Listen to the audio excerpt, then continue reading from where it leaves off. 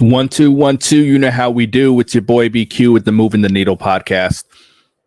The podcast that I do every blue moon when I might be talking about marketing or promotion or ways to improve the product. I'm not really talking about the in-ring itself. I'm not reviewing shows, just things as they come down the pipe. So what I want to do with this episode here, and if it's your first time here, consider hitting that subscribe button. It's the number one place to be for the Impact Wrestling fan. What I want to do today, I've got some New Year's resolutions for Impact, and I usually try to do something like this every year. Maybe not resolutions, but I'll have like predictions or whatever. I had one last year saying that the Digital Media Championship would be dead by the end of the year, which it might as well be, but it's not dead.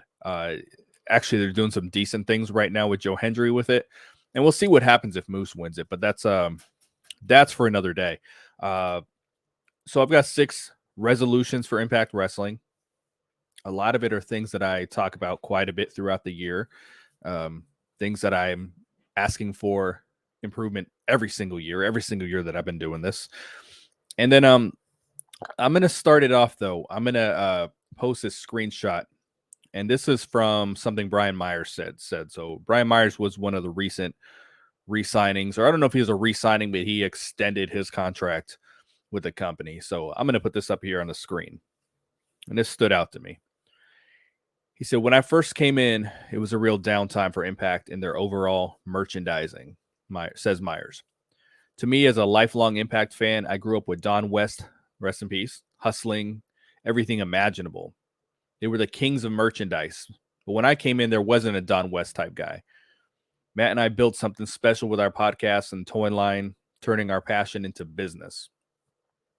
We almost became toy insiders, so we helped Impact relaunch the micro brawlers. We helped initiate the Impact Wrestling action figure deal with Asylum Wrestling. Luke Gallows really helped out with the t-shirts. We hooked them up with a VHS deal. That was a cool collectible. I thought that was super whack at the time, but it actually is kind of a cool collectible. Now it's really rolling, and I appreciate being part of the team as a consultant.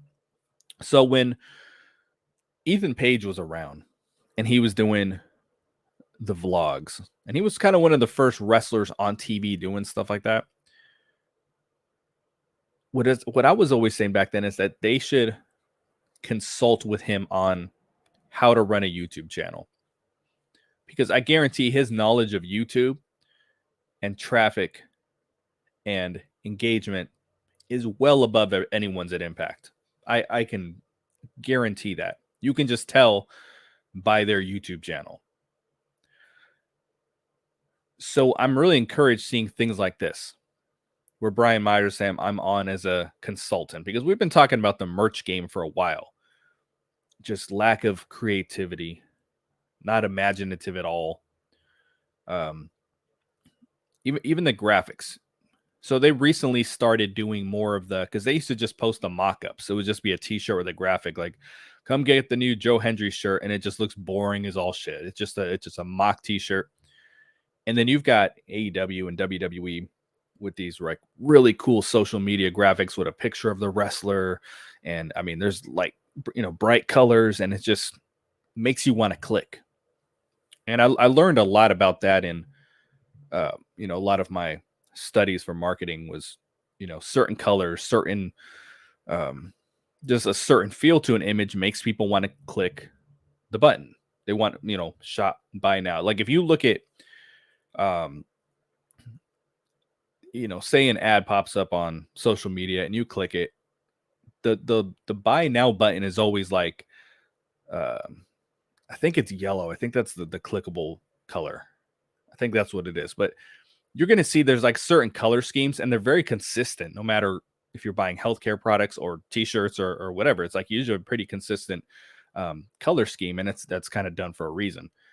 So there's a lot of knowledge out there if you consult with the right people, instead of, this guy backstage wear 10 hats, this guy wear 10 hats.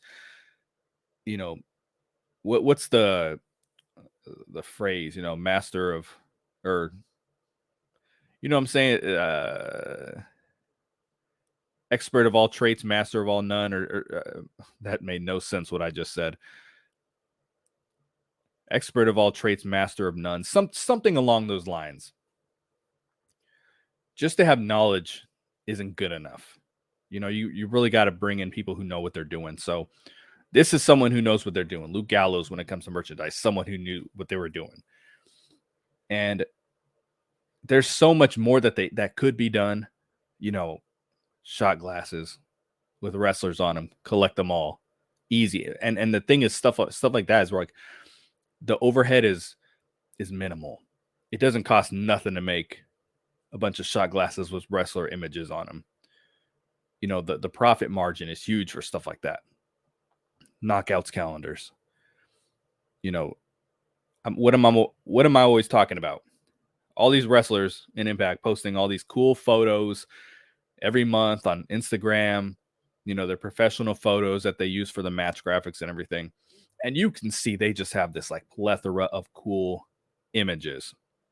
And then they do nothing with them other than the match graphics. There's no 8x10s, that can be sold, autographed.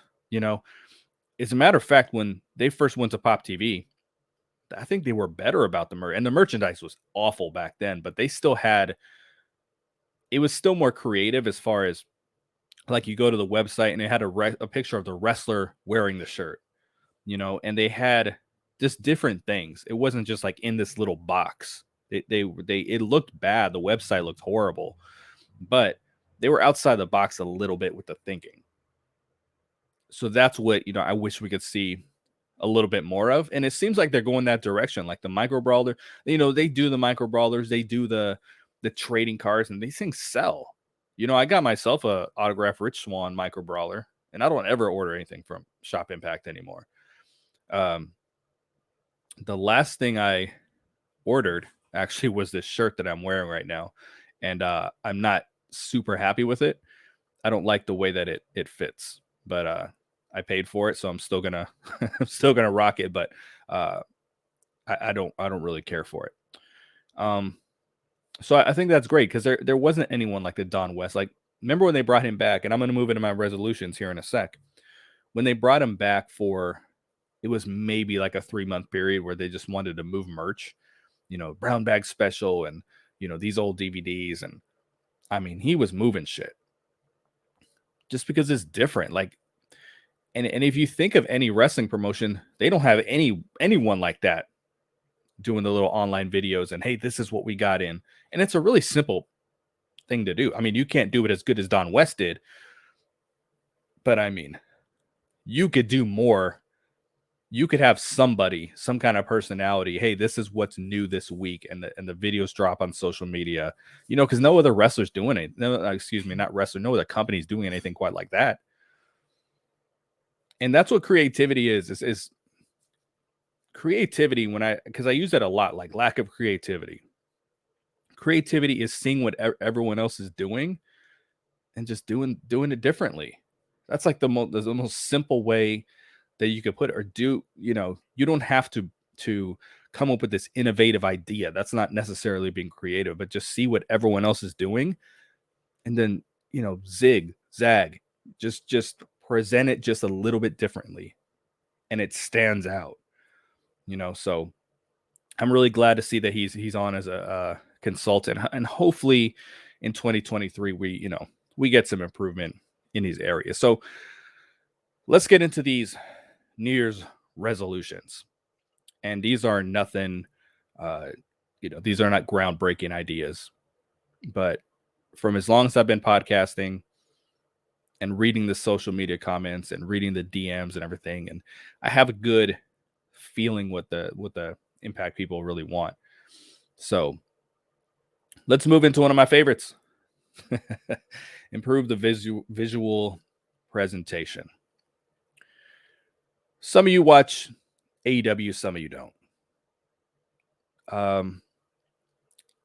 If you followed, or even if you don't follow, you might have picked up on this.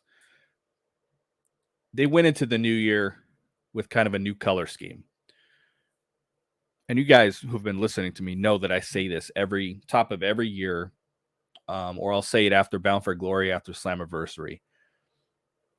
It's time for a soft rebrand. And that's not even really an official term. That's just what I call it. A soft rebrand. It doesn't mean tear down and build back up. It doesn't mean we need a brand new logo. We need brand new colors. It's just improving the presentation and just presenting it a little different so it feels different. I've used the example of the candy bar or the cereal box, where it's the same cereal in the box, where it's the same candy bar, but they change the wrapper up a little bit so it stands out. Not everyone does this. You see it a little more in cereal than candy, but that's neither here nor there. There's my cat's appearance that he always makes. It can be the same product, but you just change the way it looks. You just make it look better, you know? So with AEW's first show of the year, it was the same shit, you know? Same shit, different toilet. But the intro was different. They changed the music. They wanted to keep the same music, much like Impact with their love of We Own the Night. They want to keep the same music. They changed things up a little bit. The presentation is just a little bit different. And it just makes the show feel a little different. It's the same show. They didn't do anything like, it was the same format, the same layout, but you just change little things here or there. And it just makes you feel like you're watching a different show. You look at the Impact product from the beginning of the pandemic, with the exception of the people in the crowd, what is truly different about it? It's We Own the Night. It's the dark colors, the lack of lighting. Like this past episode was back to like a really dark episode. It's been a lot worse, but it was a pretty dark episode. The previous week, not the previous week, because I didn't watch that. It was the end of the year crap. The year before that, the week before that, the show looked good. And you could tell that the lighting was actually better for this episode, but it's the filters and the post-production and all the shit they put on it. And it's just like, it's dark and it's not inviting. It's the same slow motion intro. It's like every episode, you're going to get the slow motion intro, the C4 spike in there. We Own the Night and this and this, like the video game whoosh sound that they do between segments that is awful. What has changed? So the Impact fan base has been asking. This isn't even me so much. I mean, I want to see a difference too, but one of the big things that the social media fan base is asking for is a new setup for the entryway. People are sick of seeing the entrance, when they're watching the matches. They really like that Bound for Glory setup they did. Now, if that's something they want to do for special pay-per-views, awesome. Because that's exactly what I'm saying. Change the presentation up a little bit. It's the same product, looks a little bit different, so it feels different. So you don't want it to be, everything to feel exactly the same. But man, every episode right now feels exactly the same.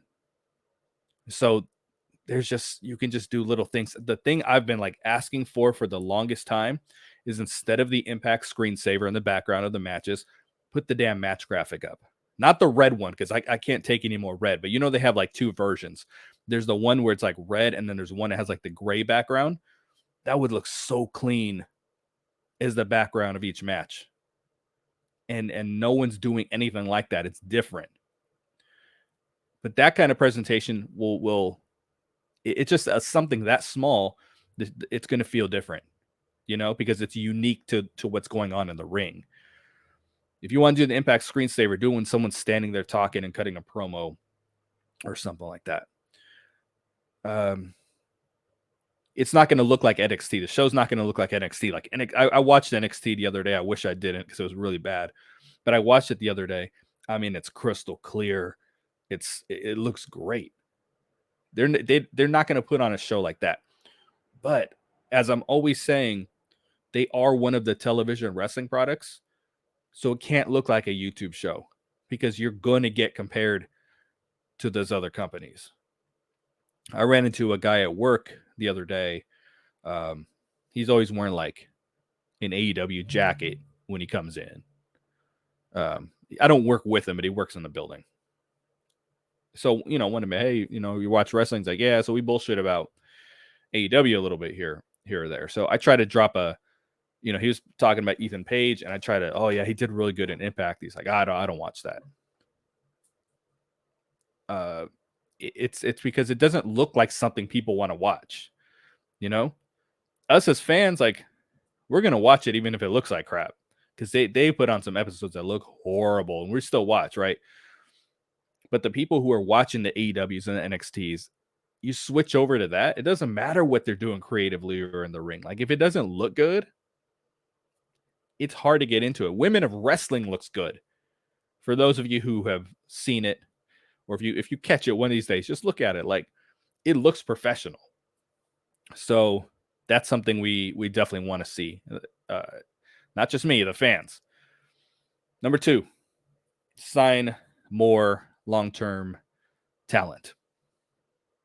We talk about their business model, which is something that I think they're happy with, and it's something that works for them.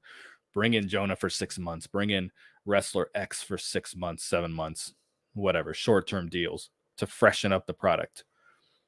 There is a benefit to that.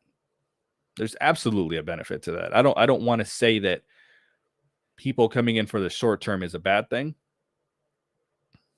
but it's the way you communicate it to the fans. MLW will bring in guys short term, but they're there short term. Like, they're like a special attraction. But with Impact, we don't know. They announce a wrestler, we don't know if we're ever going to see them again. We don't know if they're going to be around long term or not. It seems like the 3-year deals are all the real, like, small money deals for the most part that cost them almost nothing. The fans want to see people stick around longer. That's really what this boils down to. Even if you bring someone on for 6 months, like, they want to see more guys get locked down long term, because it hurts the brand when the pieces are moving so much. I think I've used this example a few times. My damn cat, I'm gonna whoop his ass. Growing up as a basketball fan, when I was very young in Southern California, I was a Laker fan because my dad was. And I learned very quick, I was like, the players on this team change every year. And they're like that now. They're just always trying to win the championship every year, so they just rehaul the roster every year. So when I was about 14, I think I jumped over to the Clippers. Because, even at that young age, I was like, I can't invest emotionally into this team because the players keep changing every year. Like, okay, cool, there's the brand, the team, but, like, for me as a fan, I want to invest in something. And I like, I would look at the Clips, and they were horrible back then, but they had young players who they were trying to develop. They weren't like the Lakers will bring in a young player, and then who can we trade him for to get better? That's how they look at things. Most other franchises in sports, they'll draft guys, and they're like, we're trying to develop this guy today to be the star of tomorrow. And that's what I connect with. And we don't see that a whole lot with Impact. Now, we've got the Ace Austins, the Chris Bays, who come in, and they're like, they didn't bounce. They re-signed. They stuck around. But how much further have they advanced in the card than from when they first started with the company? There's a little bit of advancement. But Ace isn't wrestling for the world title.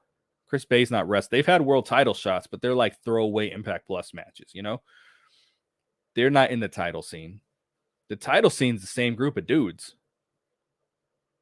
That hasn't changed. They might bring someone in like a Bully Ray, but we're not seeing guys start from scratch. Like, they always talk about the AJ Styles and this, like, AJ Styles started from the bottom and advanced to the top of the card. And for all intents and purposes, Josh Alexander's kind of been that guy. He started, tag team division, X division. You know what I mean? I think we always knew he was destined for a lot more, but they haven't taken the chances. Like, I bring up Rohit Raju a lot and Jake Something. Both those guys are gone. Like, we invested in their development at a young age, and then they didn't get there, like, where we wanted to see them as fans. And in sports also, when you're drafting a rookie, you're drafting him to a smaller term, I mean, a smaller money deal, obviously. But when that contract runs out and they've grown a certain amount and you want to continue to invest in them, then you pay them accordingly. And we still, that's like where we're getting a disconnect. The Rohits and things like that come in, outperform what you're paying them, and then it's time to re-sign, and it's like, we just want to pay you the same amount of money. Well, I've outperformed what you're doing. What do I got to do to get more? That's frustrating for the wrestlers. So I think there's some guys who are fine. They'll stick around. Like, my girl who I love, Alicia Edwards, like she's happy just showing up, wrestling every once in a while, hanging out with their husband. She probably doesn't even care what they pay her at this point, But there's some people who come in and they feel like they're outperforming what you're paying them. And so instead of, okay, now we're going to elevate you and keep you around long term and get you to that main event picture, it's like, okay, we're just going to release you and then we're going to bring in the next guy that we're going to start from scratch. And they're going to be around for 3 years. And then when it's time for them to advance, we're just going to cut the head off that person and bring the next guy in. That's what it feels like.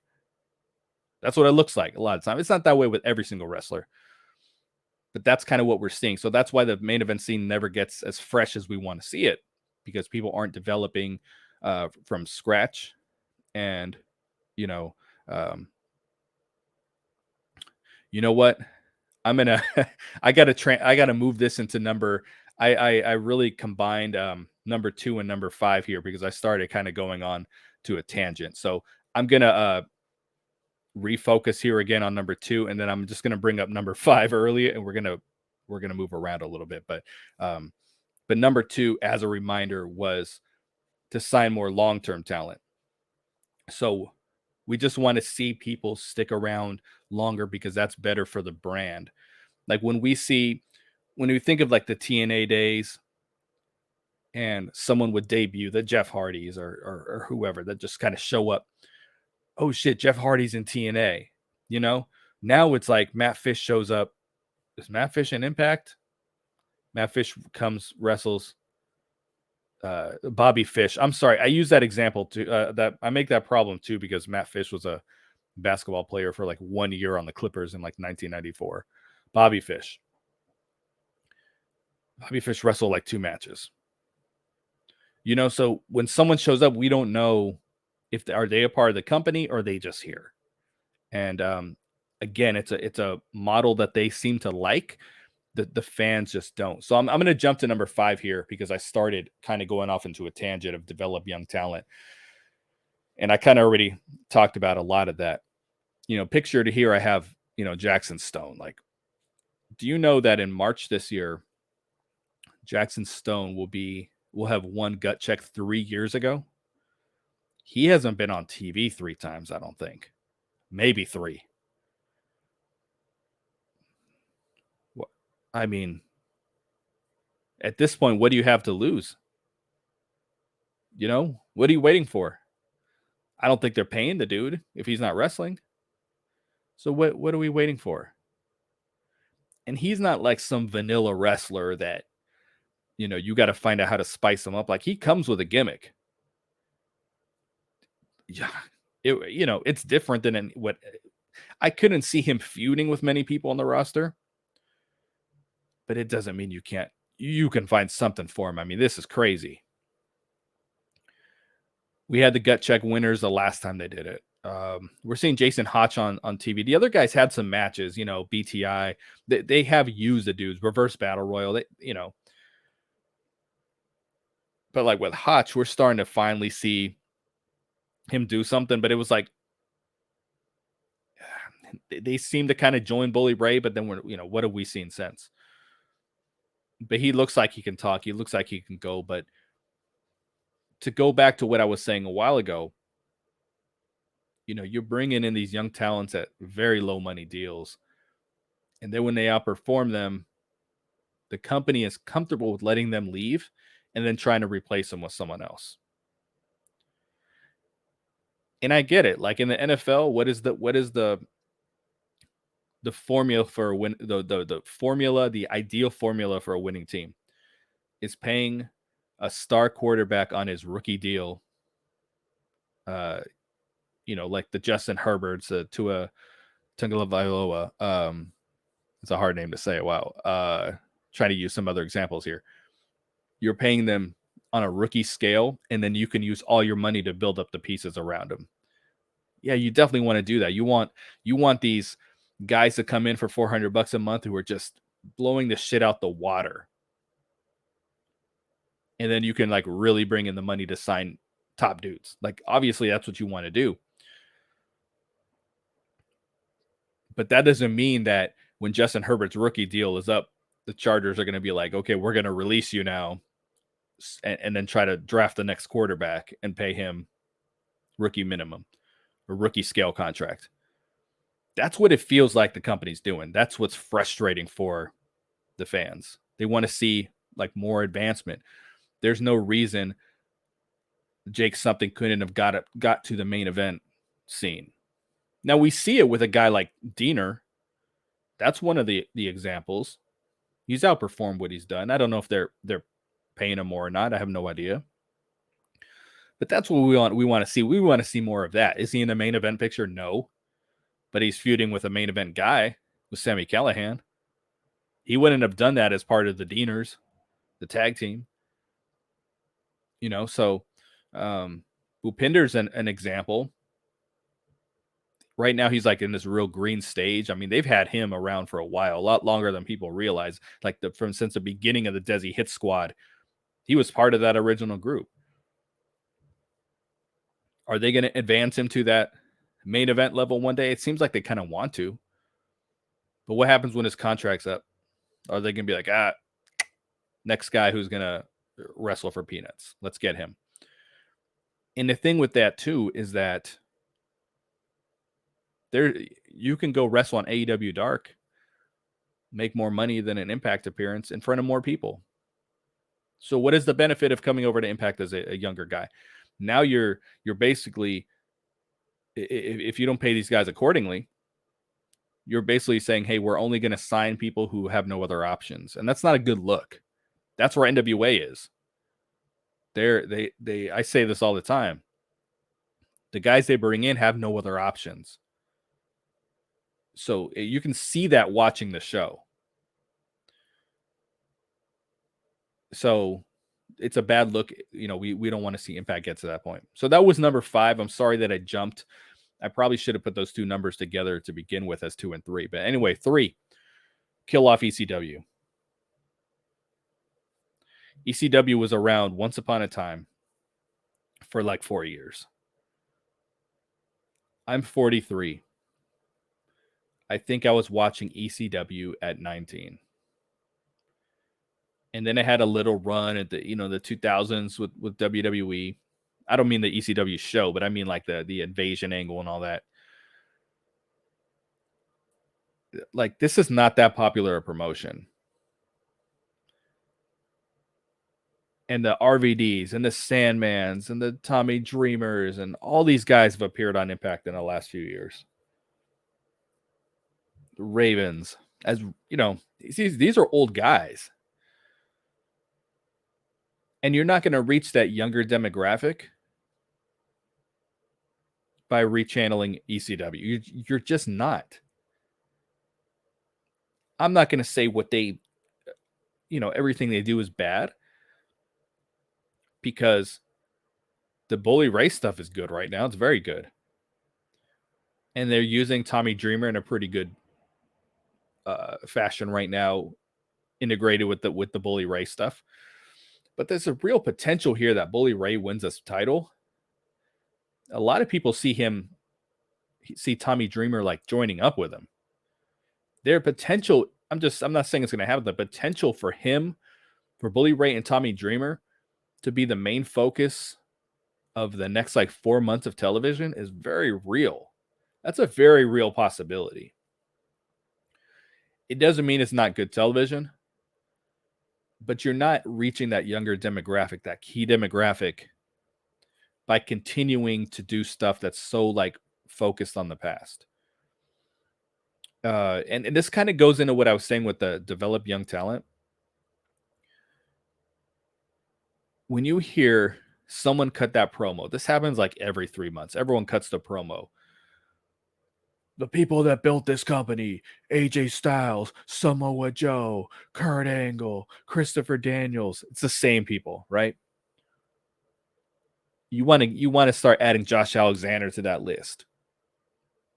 If Drew Galloway would have stuck around, you could have added him to that list. But the list is so old, it's not updated. It's not even being close to being updated. You just got to be more forward thinking. I don't know what I'm talking about from from the standpoint that I'm not in the wrestling business. I'm speaking as a fan. I'm speaking as someone who talks to fans and hears the fans. So everything I'm saying here is not just like, oh, this is BQ's opinion. That's his opinion. Awesome. Like, this stuff is people. These are things people are saying. Another thing that TW and I always talk about, I feel like I've been talking about this for like 3 years, was that there's an age demographic now that doesn't know about the fall of TNA. And what was the throwback like 2 weeks ago? Hulk Hogan. Like, that's not the era you want to show the young people, because then they're going to look up the Hulk Hogan stuff. And it's like, whoa, these were some dark days. And it looked way better. So I just think we're not forward thinking enough. Let's go to number 4 here. And then obviously we're going to skip 5 and then go directly into 6 after this. Improve the Knockouts tag division. I really, truly think this is the best Knockouts roster they have maybe ever had. From a star power standpoint, no, of course not. The one roster that was like, that really kicked off with Gale and Mickey in their prime, and ODB and Brooke, and I'm trying to think who else. Taryn started coming into the tail end of that. They had, the hell, Victoria, what was her name? That was a really strong division. Obviously, this division, this division can go. But the Knockouts tag team division, like, you can bring in Knockouts for those minimum per date deals. Like, you can bring some girls in, because there's not as many opportunities for girls on TV. So you can reach some of these gals a little bit better. And you already have built this brand within the Knockouts that it's beneficial to be part of the Knockouts, because a lot of those girls get to the next level. Kiera Hogan got to the next level. But this tag team division, I'm going to take a drink of coffee here real quick. They've done a decent job with it. I think the average fan is probably less impressed with it than I am. I think they've done a decent job of, when they have to defend the titles, they'll give you a good match that people want to see. But a lot of the times it's rushed. When Tasha and Savannah challenge for the belts, like, they challenge and then they get a match the next week. It's like, yo, you don't have that many teams. And you get into this place where you have to like throw teams together. And I just feel like it's not really working on a lot of fronts. Usually what it is like the champions themselves are a pretty good team. But then it's like, where's the competition? That's how it always seems to feel. And when they first started building the division, there was a point where all the Knockouts kind of had a partner, and it worked. You know what I mean? But like, we don't get that now. And the idea that I had brought in like a long time ago was just for it to be a very independent heavy set of belts. Travel to a lot of independent shows to defend them. And you can put that as your digital exclusive matches, because they defend these titles too much. That's the problem. It doesn't have to be on every Impact Plus show. If they just took it off Impact Plus and just did it at the pay-per-views, like, they can make it work, or an episode of Impact here or there. but they defend them too much for the lack of actual wrestlers they have, lack of actual tag teams, I should say. It's not a lack of knockouts, because the knockouts is a pretty big roster, actually. They've got a lot of girls. But can you pair them up?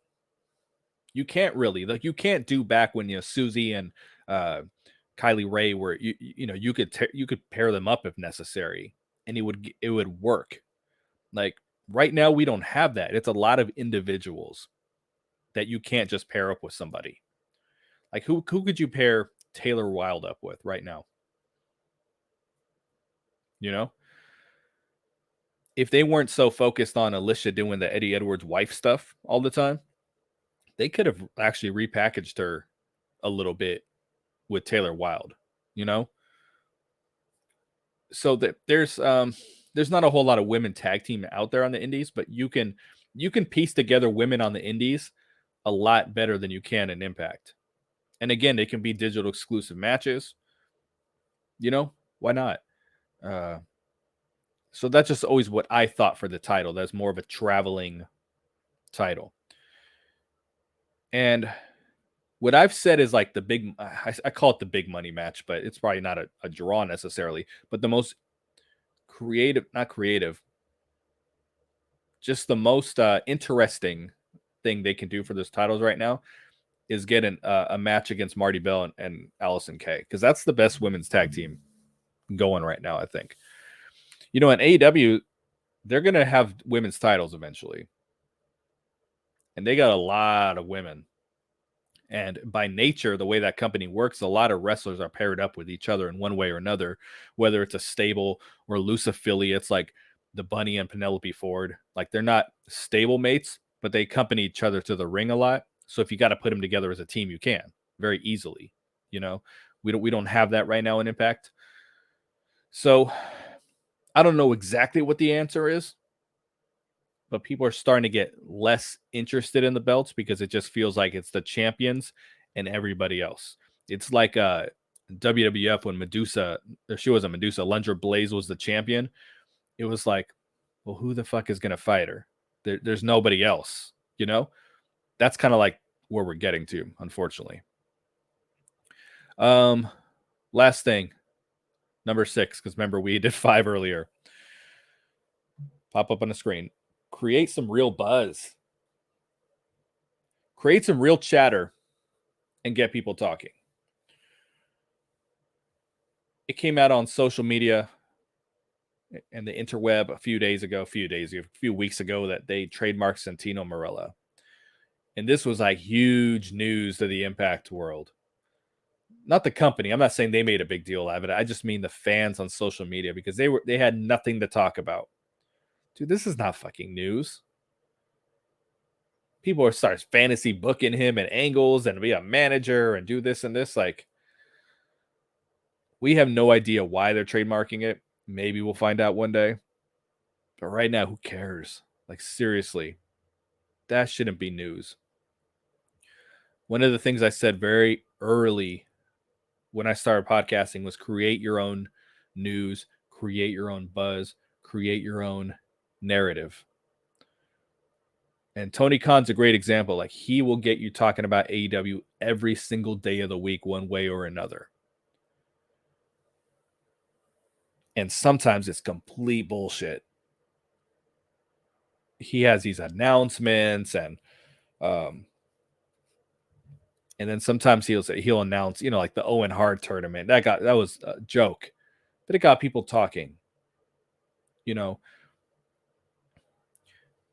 And granted, they're probably better about it now than they've been once upon a time, like the Pop TV era when I started this. I mean, it was like Thursday was Impact Day and that was it. They're a little better about it now, yeah. But there has to be some like genuine buzz. They bring guys in, Kushida. I mean, where's the chatter about this? This is possibly Mickey James' last match at Hard to Kill. It's not gonna be. Well, in my opinion, I'll get into that real deep when I preview Hard to Kill, because I've got some like real thoughts about that. I am convinced she's winning. but there's not chatter about this is potentially Mickey James' last match. You know, every once in a while, they will drop something like, I think they said we're announcing a match for whatever in 20 minutes on Twitter. And it was like when Jonathan Gresham came in. And I forgot I think it was him against Chris Sabin or something like that. And I mean, there was so much freaking chatter on Twitter. You know, it's not that difficult to just do, again, like I said at the top of the show, you just do things a little different than other people. And by nature, people are going to start talking. You know, right now, the show and everything that it's just in this box, and it's like I said at the top too, the show just looks and feels the same every week.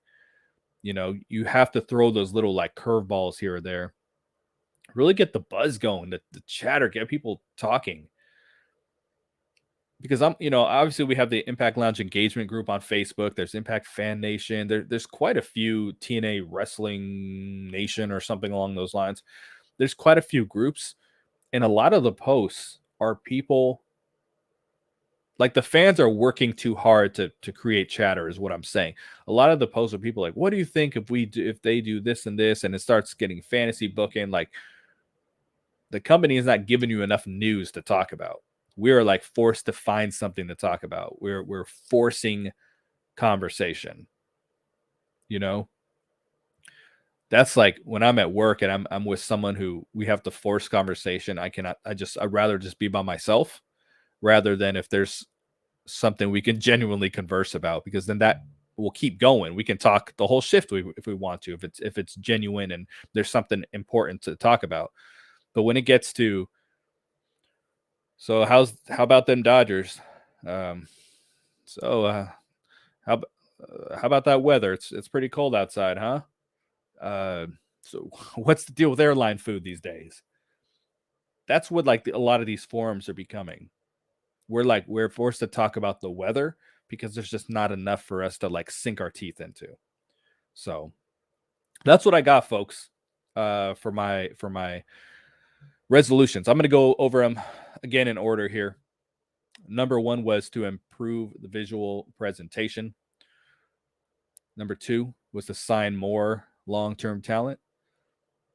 3, kill off ECW. 4, improve the Knockouts tag division. It's one of my favorite pictures in the world right now. They look hotter than a motherfucker. Number 5, develop young talent. And then number 6, create some real buzz. Thanks for checking me out. This is the Moving the Needle podcast, folks. I will be back very soon to review the episode of Impact. I try to take a little more detailed notes this time so I could really deliver a good review of it. And then we'll be previewing Hard to Kill next week. Probably not going to review the show because usually that's kind of like too much content. But as far as before the pay-per-view, going to give you my thoughts, predictions from what I think is the best Hard to Kill card they've ever put together. That is it for me, guys. I'm your boy BQ, and I'm out. Peace.